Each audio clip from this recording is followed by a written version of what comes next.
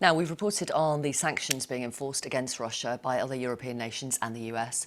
But they're, of course, not the only countries which do business with Moscow. The reaction across Asia has been a bit different. Our Asia business correspondent, Mariko Oi, has been looking at how the regional powerhouses, China and India, seem to be playing a bit of a waiting game.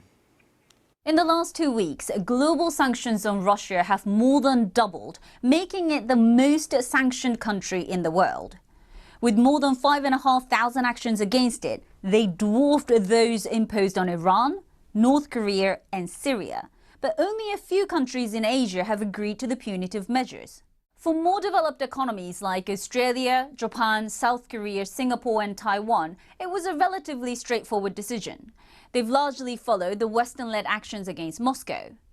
Japan and South Korea in particular also agreed to restrict Russian banks from the global SWIFT financial payment system.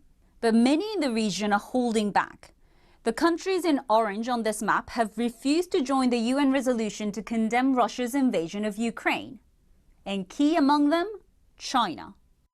I do not think it will criticize Russia directly or indirectly, and I do not think it will break with Russia.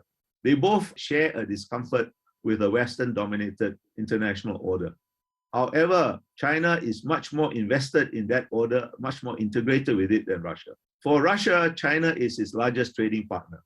But for China, the US, Europe, Japan, these are much more important markets than Russia. But Russia also has complex ties with many countries in Asia. It supplies oil and gas and military equipment to India, Vietnam, Indonesia and Malaysia, while South Korea must work with both Russia and China to counter any threats from North Korea. If you look at India, the largest democracy in the world, and in a normal situation, you would have expected India to have condemned the Russian invasion. India did not.